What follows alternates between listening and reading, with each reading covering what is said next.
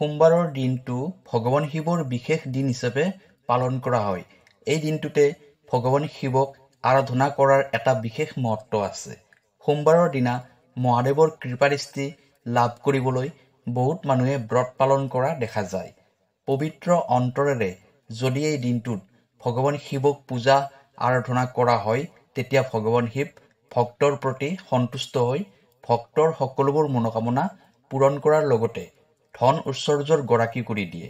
কিন্তু এনেকুৱা কিছুমান কাম আছে, যিবোৰ কাম সোমবাৰৰ দিনটোত কৰা হয়, তেতিয়া ভগৱান শিৱ অসন্তুষ্ট হয়।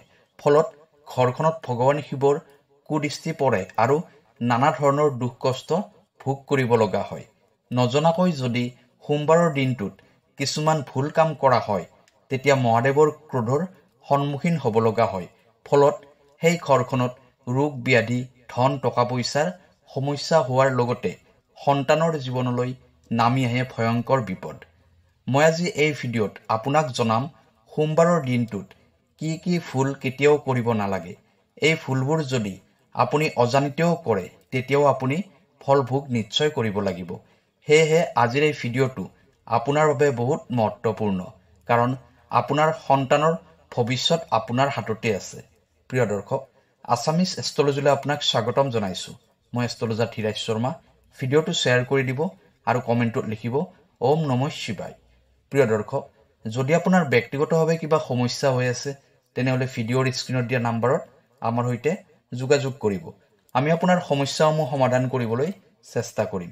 এতিয়া ভিডিঅ'ৰ পৰৱৰ্তী অংশলৈ যাওঁ। এতিয়া জানি লওঁ আহক, সোমবাৰৰ দিনটোত কোনকেইটা কাম ভুলতেও কৰিব নালাগে। যদি সোমবাৰৰ দিনটো আপুনি ভগৱান শিৱৰ নামত মানে, তেনেহ'লে এই ভুলবোৰ কেতিয়াও নকৰিব, যাৰ ফলত ঘৰখনৰ লগতে আপোনাৰ সন্তানৰ ডাঙৰ বিপদ হ'ব পাৰে। শিৱ পুৰাণত উল্লেখ কৰা অনুসৰি সোমবাৰৰ দিনটোত কেইটামান কথাৰ ওপৰত গুৰুত্ব নিদিলে মহাদেৱ অসন্তুষ্ট হয় বুলি কোৱা হৈছে। সাধাৰণতে মহাদেৱ কোনো ভক্তৰ প্ৰতি অতি সোনকালে অসন্তুষ্ট নাইবা ক্ৰোধিত নহয়। মহাদেৱ অতি সোনকালে ভক্তৰ প্ৰতি সন্তুষ্ট হয়। কিন্তু এনেকুৱা কিছুমান কাম আছে, যিবোৰ কাম মহাদেৱে কেতিয়াও সহ্য নকৰে। মহাদেৱ এনেকুৱা এজন ভগৱান, যিয়ে ভক্তৰ সকলোবোৰ মনোকামনা অতি সোনকালে পূৰণ কৰি দিয়ে। প্ৰত্যেক মানুহে নিজৰ তথা ঘৰখনৰ মংগল কামনা কৰি ভগৱানক আৰাধনা কৰে তথা পূজা অৰ্চনা কৰে। আপুনিও চাগে প্ৰতিদিনে ৰাতিপুৱা উঠি স্নান আদি কৰি সকলোৰে মংগল কামনা কৰি ভগৱানক পূজা অৰ্চনা কৰে। সকলোৰে মাথো এটাই প্ৰাৰ্থনা, ভগৱানে যাতে তেওঁৰ মনোকামনাবোৰ সোনকালে পূৰণ কৰি দিয়ে। এই কামনাৰে প্ৰত্যেকে নিজৰ নিজৰ ইষ্ট দেৱতাক এটা বিশেষ দিনত স্মৰণ কৰে। শাস্ত্ৰৰ মতে প্ৰতিটো বাৰতে বেলেগ বেলেগ ভগৱানক পূজা অৰ্চনা কৰাৰ মহত্ব আছে।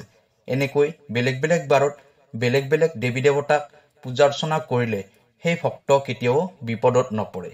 যেনে ধৰক, সোমবাৰৰ দিনটো ভগৱান শিৱৰ নামত উৎসৰ্গিত দিন হয়। সোমবাৰে ভগৱান শিৱক পূজা অৰ্চনা কৰিব লাগে। মংগলবাৰে ভগৱান হনুমানক পূজা অৰ্চনা কৰিব লাগে। বুধবাৰে ভগৱান গণেশক পূজা অৰ্চনা কৰিব লাগে। বৃহস্পতিবাৰে শ্ৰী হৰি বিষ্ণুদেৱক, শুক্ৰবাৰে মাতা লক্ষ্মীক, শনিবাৰে শনিদেৱক আৰু ৰবিবাৰে সূৰ্যদেৱক পূজা অৰ্চনা কৰিব লাগে। এইদৰে শাস্ত্ৰত বেলেগ বেলেগ বাৰত বেলেগ বেলেগ দেৱী দেৱতাক পূজা অৰ্চনা কৰাৰ নিয়ম আছে। আৰু এই বিশেষ দিনবোৰত নিজৰ আৰাধ্য দেৱতাক ব্ৰত ৰাখি নাইবা পূজা অৰ্চনা কৰি সন্তুষ্ট কৰিব পাৰি বুলি শাস্ত্ৰত উল্লেখ কৰা আছে। ভক্তৰ এই ত্যাগ আৰু ভক্তিত ভগৱান সন্তুষ্ট হৈ তেওঁলোকৰ মনোকামনা পূৰণ কৰে বুলি বিশ্বাস কৰা হয়। প্ৰায়সংখ্যক মানুহে সোমবাৰৰ দিনটোত ব্ৰত তথা উপবাস কৰে, কাৰণ সোমবাৰৰ দিনটো ভগৱান শিৱৰ নামত উৎসৰ্গিত দিন হয় আৰু এই দিনটোতে ভগৱান শিৱক পূজা কৰাৰ আটাইতকৈ পবিত্ৰ দিন হয়। আৰু বিশ্বাস অনুসৰি এই বাৰটোতে মহাদেৱে ভক্তসকলৰ মনোকামনা পূৰ্ণ কৰে। আপুনি যদি সোমবাৰৰ দিনটোত ভগৱান শিৱৰ নামত উপবাসে থাকে নাইবা ভগৱান শিৱক পূজা অৰ্চনা কৰে, তেনেহ'লে এইটো ভুল কেতিয়াও নকৰিব। বহুত মানুহে সোমবাৰে ব্ৰত পালন কৰি থকাৰ সময়ত ফল মূল তথা কেঁচা বুট মুগ খাদ্য হিচাপে গ্ৰহণ কৰে। সোমবাৰে ব্ৰত পালন কৰি থকা সময়ত ভুলতো নিমখ সেৱন নকৰিব, কাৰণ এই ব্ৰত বা উপবাস মহাদেৱৰ নামত কৰা হয়। সোমবাৰে ব্ৰতৰ সময়ত নিমখ খালে যি মনোকামনাৰ বাবে আপুনি ব্ৰত নাইবা পূজা কৰিছে তাৰ ফল প্ৰাপ্তি কৰিব নোৱাৰিব। সেয়েহে সোমবাৰে ব্ৰতৰ সময়ত নিমখ সেৱন নকৰিব। ব্ৰত সমাপ্ত হোৱাৰ পিছত নিমখ সেৱন কৰিব পাৰিব। এনে কাৰ্য কৰিলে আপুনি ভগৱান শিৱৰ ক্ৰোধৰ সন্মুখীন হ'ব লগা হ'ব পাৰে। নম্বৰ 2, যিসকলে সোমবাৰে ব্ৰত পালন কৰে তেওঁলোকে সম্পূৰ্ণৰূপে ব্ৰহ্মচৰ্য পালন কৰিব লাগে। পুৰুষ মহিলা সকলোৱে সোমবাৰৰ দিনা ব্ৰত পালন কৰিলে ব্ৰহ্মচৰ্য পালন কৰিব লাগে। সম্পূৰ্ণৰূপে ভগৱান শিৱৰ ওচৰত নিজকে সমৰ্পণ কৰি সেই দিনটো মহাদেৱৰ নামত উৎসৰ্গিত কৰিব লাগে। যদি ব্ৰহ্মচৰ্য পালন কৰি সম্পূৰ্ণৰূপে নিজকে মহাদেৱৰ নামত উৎসৰ্গিত কৰিব পাৰে তেনেহ'লে সোমবাৰৰ দিনটোত ব্ৰত নাইবা পূজা অৰ্চনা কৰাৰ ফল প্ৰাপ্তি হয়। যদি এই নিয়মবোৰ নামানি ব্ৰত পালন কৰে তেনেহ'লে সেই ব্ৰতৰ কোনো ফল প্ৰাপ্তি কৰিব নোৱাৰিব। নম্বৰ 3, সোমবাৰে যদি আপুনি মহাদেৱক পূজা অৰ্চনা কৰে তেনেহ'লে সেই দিনটোত আপুনি কেতিয়াও জ্যেষ্ঠ লোকক অপমান নকৰিব। সোমবাৰৰ দিনটোত ভুলতেও জ্যেষ্ঠসকলক মনকষ্ট দিব নালাগে। জ্যেষ্ঠসকলক মনত কষ্ট দি সোমবাৰৰ দিনটোত ব্ৰত নাইবা পূজা অৰ্চনা কৰিলে মহাদেৱে সেই পূজা কেতিয়াও গ্ৰহণ নকৰে বুলি শাস্ত্ৰত উল্লেখ কৰা আছে। শিৱপুৰাণ অনুসৰি সোমবাৰৰ দিনটোত কেতিয়াও কাজিয়া পেচাল কৰিব নালাগে। ইয়াৰ উপৰিও এই দিনটোত যদি কোনো জীৱক অন্যায় নাইবা হত্যা কৰা হয় তেনেহ'লে শাস্ত্ৰ অনুসৰি ভগৱান শিৱে সেইজন ব্যক্তিক কেতিয়াও ক্ষমা নকৰে আৰু তেনে ব্যক্তিয়ে যিমানেই পূজা অৰ্চনা নাইবা ব্ৰত পালন কৰিলেও তেওঁ একো ফল নাপায়। 4 নম্বৰ, সোমবাৰৰ দিনটোত যদি আপুনি আপোনাৰ মনৰ কামনা পূৰণৰ বাবে ভগৱান শিৱক পূজা অৰ্চনা কৰে তেনেহ'লে এই দিনটোত 2টা সময়ত ভগৱান শিৱক পূজা অৰ্চনা কৰাটো বহুত প্ৰয়োজনীয়।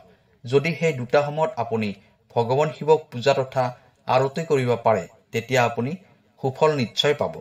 ৰাতিপুৱা আৰু গধূলি এই 2টা সময়তে ভগৱান শিৱক আৰতি কৰাটো শিৱ পূজাত বাধ্যতামূলক হয়।